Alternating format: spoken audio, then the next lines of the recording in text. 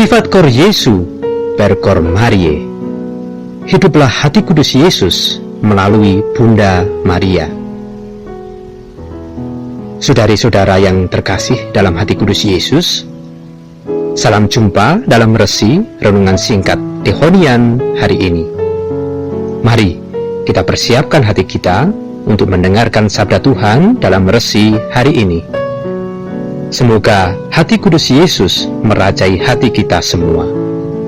Amin.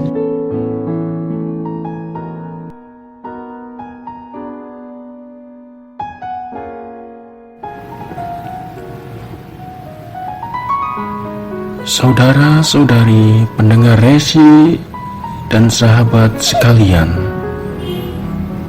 jumpa lagi dengan saya Romo Antonius Heruyono SCJ dari Jakarta. Mari kita bersama-sama merenungkan bacaan Injil hari ini. Pembacaan dari Injil Yesus Kristus menurut Markus.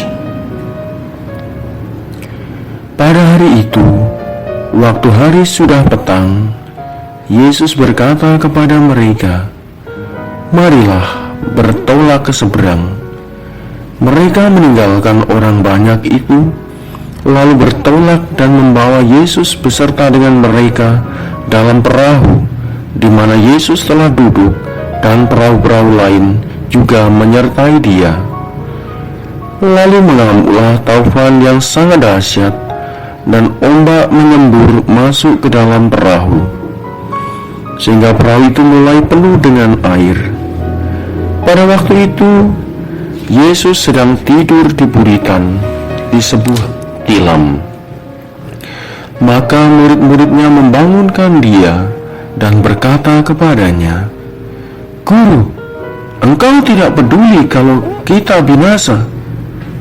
Ia pun bangun, menghardik angin itu, dan berkata kepada danau itu, "Diam, tenanglah."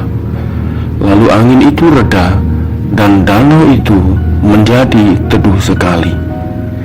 Lalu Ia berkata kepada mereka, "Mengapa kamu begitu takut? Mengapa kamu tidak percaya?" Mereka menjadi sangat takut dan berkata seorang kepada yang lain, "Siapa gerangan orang ini sehingga angin dan danau pun taat kepadanya?" Demikianlah Injil Tuhan. Terpujilah Kristus. Saudara-saudari yang terkasih, mari kita renungkan bersama-sama bacaan yang baru kita dengarkan. Melibatkan Tuhan dalam segala hidup kita. Saudara-saudari, murid-murid tentunya mengharapkan bahwa perjalanan ke seberang danau bersama Tuhan Yesus adalah perjalanan yang menyenangkan seumur hidup mereka.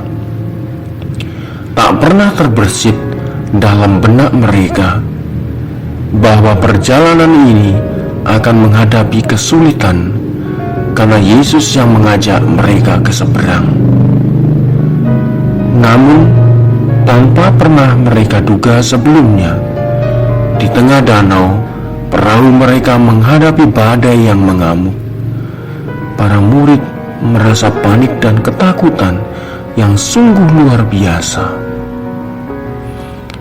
Akhirnya mereka di tengah keputusasaan membangunkan Yesus untuk memohon pertolongan daripadanya. Saudara-saudari, kadang kita juga mengalami hal yang sama dengan apa yang dialami oleh para murid.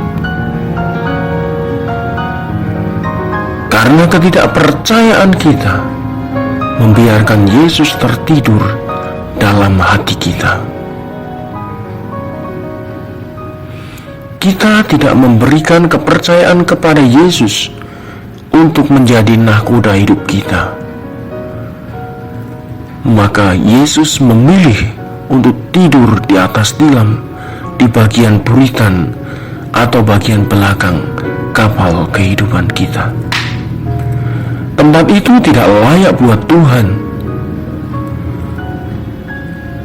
Tuhan Yesus harus di depan, bukan di belakang.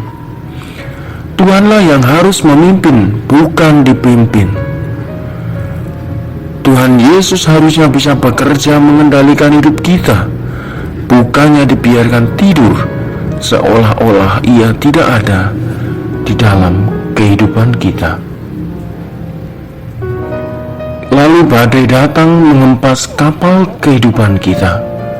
Kita mencoba mengatasinya, tapi kita tidak mendapati bahwa kita tidak dapat mengendalikan kenyataan yang menerpa hidup kita. Pada saat-saat genting seperti itulah kita mencari Tuhan, membangunkan Tuhan, seraya menegur. Dia seolah-olah Tuhan sengaja membiarkan kita binasa dalam pergumulan yang kita hadapi. Namun kasih Tuhan melampaui akal pikiran manusia. Saat kita berseru kepadanya, Tuhan Yesus segera bangun dan menyelesaikan kemelut hanya dengan berfirman, "Diamlah, tenanglah." Saudara-saudariku yang terkasih, jangan jadikan Tuhan sebatas lampu emergensi yang hanya menyala ketika dibutuhkan, tetapi jadikanlah Tuhan sebagai partner dalam menempuh perjalanan hidup.